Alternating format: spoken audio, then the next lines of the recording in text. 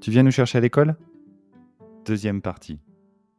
Une fois extrait du premier bâtiment, direction celui où se trouve elle. J'essaye de hâter le pas, tout en répondant aux très nombreuses questions de M. C'est ça être multitâche? Arriver à soutenir la conversation d'un enfant de 4 ans, tout en se faufilant au milieu d'une foule de plus en plus dense? Plus j'avance, plus je me rends compte que le premier attroupement n'était rien.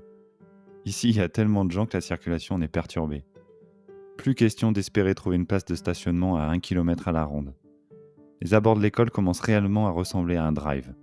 Certains parents tournent en voiture en espérant récupérer leurs enfants à la volée. Leur regard est fixé sur le portail de l'école, alors que nous posons le pied sur le passage piéton. « Attention M, on va devoir traverser. T'es prêt ?» Ils me regardent d'un air de dire « Ben ouais mec, je le fais plusieurs fois par jour et ça se passe très bien. 1, 2, 3, go !»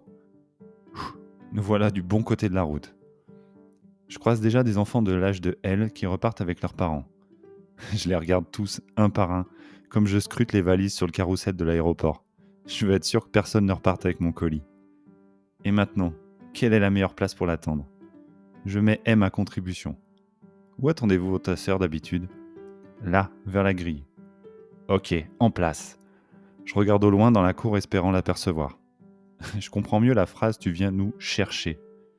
Toujours rien. Des pensées étranges me traversent l'esprit. Comment est-ce que je vais expliquer à sa mère qu'elle n'est jamais sortie de sa classe? Est-ce qu'elle se rendra compte de quelque chose si je ne ramène qu'un des 2 enfants? Pendant que je divague, mon regard se pose plus près devant moi.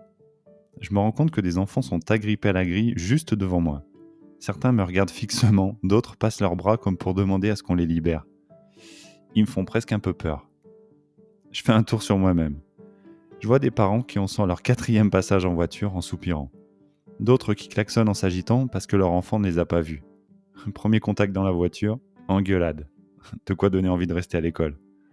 Plus près de moi, des mamans, derrière un parking de poussettes qui papotent tranquillement. Je me fais bousculer par des enfants, des adultes. Je tiens la main de M comme si nos vies en dépendaient. Lui, dans son élément, continue à me raconter sa petite vie. Je l'entends et acquiesce de temps en temps, mais j'ai une mission. À ce stade, elle n'est accomplie qu'à 50%. Tout à coup, j'aperçois elle qui entre dans la cour avec ses camarades. Je trépigne, je la quitte pas du regard. Comment attirer son attention dans ce chaos? Mais oui, son frère, dont la fréquence sonore se distingue du reste et qui l'interpelle avec une délicatesse discutable. Elle lève les yeux et nous sourit. Deuxième cible, verrouillée et en approche. Ce n'est plus qu'une question de secondes, qui me semble interminable. Elle est là. Elle franchit le portillon, quand un bras l'arrête. À ce stade, je pourrais le casser. Mais non, on fait pas ça.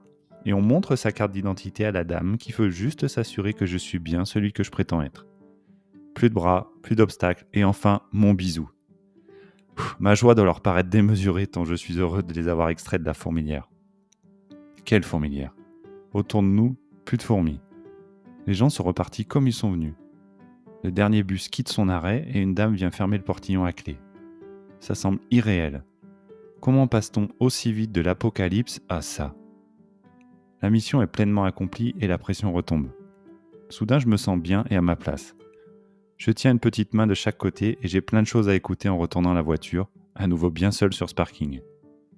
Les enfants font tout très naturellement. Monter dans la voiture, s'attacher, m'expliquer leur journée. Ils m'ont happé dans leur routine, comme si j'en avais toujours fait partie. Je prends conscience du fait que notre chemin ensemble démarre vraiment. Avec de l'émotion et un double sens que seul moi peux saisir, je les regarde dans le rétroviseur et je leur dis « Vous êtes prêts? On y va ?»« Oui !» Ok, c'est parti.